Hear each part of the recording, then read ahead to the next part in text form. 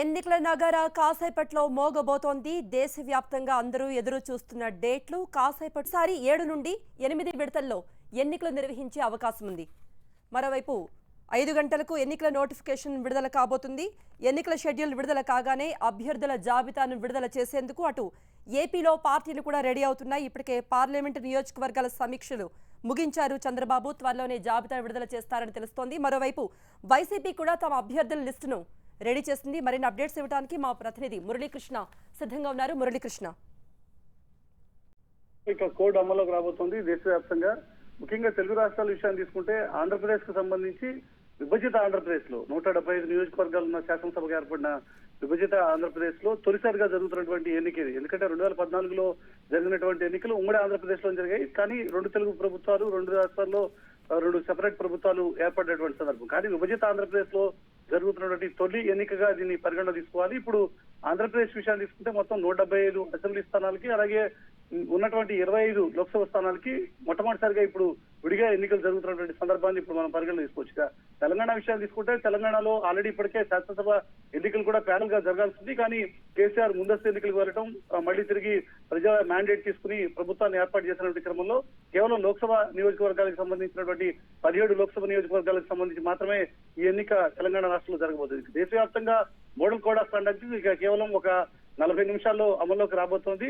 5 గంటలకు సరిగ్గా కేంద్ర ఎన్నికల సంఘం ఎన్నికల షెడ్యూల్ ని ప్రకటించడం మొదలుపెట్టిన క్షణం నుంచి దేశవ్యాప్తంగా మోడల్ కోడ్ ఆఫ్ కండక్ట్ అనేది అమల్లోకి రాబోతుంది. అయితే గత ఎన్నికల్లో 2014 ఎన్నికల్లో అబ్సల్యూట్ మెజారిటీతో వచ్చినటువంటి భారతీయ జనతా పార్టీ నాయకత్వం పేరుకి సంకీర్ణ ప్రభుత్వాన్ని ఏర్పాటు చేసినప్పటికీ భారతీయ జనతా పార్టీ పూర్తి స్థాయిలో స్వతంత్రంగా ప్రభుత్వాన్ని ఏర్పాటు చేసేటువంటి స్ట్రెంగ్త్ ని గత ఎన్నికల్లో సాధించగలిగింది. కానీ ఈసారి పరిస్థితులు అందుకు భిన్నంగా ఉండేటువంటి ఆస్కారం ఉంది. ముఖ్యంగా భారతీయ జనతా పార్టీకి సంబంధించినటువంటి పట్టు బాగా ఉన్నటువంటి ఉత్తరప్రదేశ్, రాజస్థాన్, ఛత్తీస్గఢ్, అలాగే మధ్యప్రదేశ్ లాంటి ప్రాంతాలు ఏవైతే ఉన్నాయో అక్కడ భారతీయ జనతా పార్టీ గతంలో ఉన్నటువంటి పట్టును ఇప్పుడు క్రమక్రమంగా కోల్పోతుంది.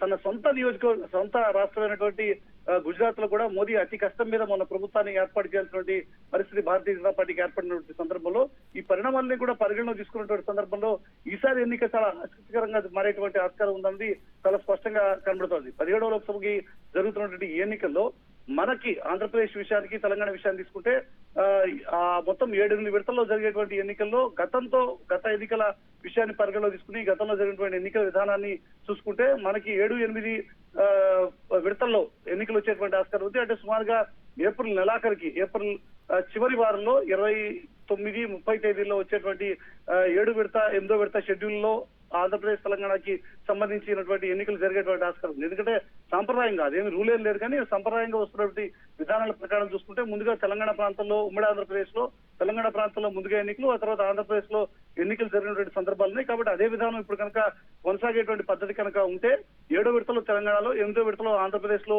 ఎన్నికలు వచ్చేటువంటి ఆస్కారం ఉంది. ఆ రకంగా చూసుకుంటే ఏప్రిల్ నెలాఖరులో, సుమారుగా ఏప్రిల్ చివరి వారంలో వచ్చేటువంటి 7వ విడత, 8వ విడత ఎన్నికలు మనకి ఇక్కడ ఎన్నికలు జరిగేటువంటి ఆస్కారం ఉంది. అయితే అది ఒక సంప్రదాయం మాత్రమే. ఎన్నికల సంఘం ఏ రకంగా ఇప్పుడున్నటువంటి పరిస్థితుల్ని కూడా బేరీజ్ చేసుకుని దేశవ్యాప్తంగా ఉన్నటువంటి పరిస్థితుల్ని అంచనా వేసుకోవడం, అలాగే ఫోర్స్ ని మొబిలైజ్ చేసేటువంటి పరిస్థితులు. ఎందుకంటే దేశవ్యాప్తంగా ఎన్నికలు నిర్వహించేటువంటి క్రమంలో అంత ఫోర్స్ ని అకామిడేట్ చేయడం అనేది అంత ఈజీ విషయం కాదు. ఎన్నికల సిబ్బంది కానీ, లేక అవసరమైనటువంటి ఎక్విప్మెంట్ కానీ, సిబ్బందిని కానీ తరలించడం, ఇవన్నీ కూడా చాలా పెద్ద కార్యక్రమం. అతిపెద్ద ప్రజాస్వామిక దేశమైనటువంటి భారతదేశంలో, ప్రపంచంలోనే అతిపెద్ద ప్రజాస్వామిక దేశమైనటువంటి భారతదేశంలో ఎన్నికలు అనేది చాలా పెద్ద తతంగం. ఆ తతంగాన్ని నిర్వహించాలి అంటే కేంద్ర ఎన్నికల సంఘం అన్ని రకాలైనటువంటి అంశాలని కూడా పరిగణలో తీసుకోవాలి. అందుకోసమనే అవన్నీ కూడా పరిగణలో తీసుకున్న తర్వాత, ముఖ్యంగా జమ్మూ కాశ్మీర్ లాంటి పరిస్థితులను గమనించిన తర్వాత, మనం జరిగినటువంటి పుల్వామా దాడి జరిగిన తర్వాత ఈ రాష్ట్రంలో అసలు ఎన్నికలు జరుగుతాయా అనేటువంటి ఒక అనుమానం ఉంది. కానీ అవన్నీ కూడా పట్టించుకోకుండా ఎట్టి పరిస్థితుల్లో ఎన్నికలు నిర్వహించాలి.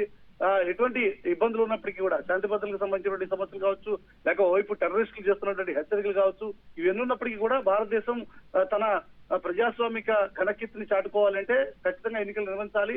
అందులో ఎటువంటి జాప్యం చేయడానికి కూడా వీలు లేదు అనేటువంటి ఆలోచనలో ఉంది. అందుకోసమే ఖచ్చితంగా జమ్మూ కాశ్మీర్ లో కూడా ఒక రకమైనటువంటి ఉత్కంఠ నెలకొన్నా కూడా ఎన్నికలు నిర్వహించడానికే కేంద్ర ఎన్నికల సంఘం మొగ్గు చూపుతున్నట్టుగా సమాచారం అవుతోంది. అందుకు కేంద్ర ప్రభుత్వం కూడా అవసరమైనటువంటి సహాయ సహకారాలని, అవసరమైనటువంటి సిబ్బందిని అందించడం కోసం కేంద్ర ప్రభుత్వం కూడా సంసిద్ధంగా ఉంది. కాబట్టి జమ్మూ కాశ్మీర్ లో కూడా ఎన్నికలు నిర్వహించడానికే కేంద్ర ఎన్నికల సంఘం సమాయత్తం ఉన్నట్టు తెలుస్తోంది. మొత్తంగా ఈ ప్రక్రియ అంతా కూడా పూర్తి కావాలంటే దాదాపుగా ఒక 2 నెలల కాల వ్యవధి పడుతుంది. ఈ 2 నెలల్లో మొత్తం ప్రాసెస్ అంతటి కూడా కంప్లీట్ చేయడానికే కేంద్ర ఎన్నికల సంఘం ప్రయత్నం చేస్తుంది.